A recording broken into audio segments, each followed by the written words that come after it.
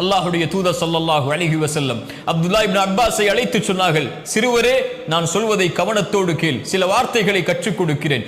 அல்லாஹ்வை பாதுகார், அல்லாஹ் உன்னை பாதுகாப்பான். அல்லாஹ்வை நீ பாதுகாத்தால் உனக்கு உதவி செய்பவனாக அல்லாஹ்வை பெற்றுக் கொள்வாய். நீ ஏதாவது கேட்க வேண்டும் என்றால் அல்லாஹ்விடத்திலே கேள், ஏதாவது உதவி தேட வேண்டும் என்றால் அல்லாஹ்விடத்திலே உதவி தேடு.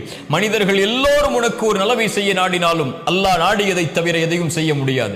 மனிதர்கள் எல்லோரும் உனக்கு ஒரு தீயதை செய்ய நாடினாலும் அல்லாஹ் விதித்ததை தவிர எதையும் செய்ய முடியாது.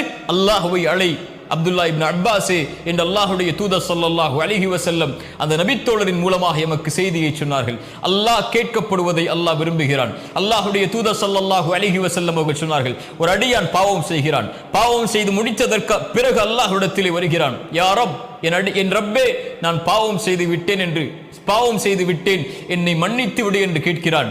அல்லாஹ் கூறுகிறான், இந்த அடியான்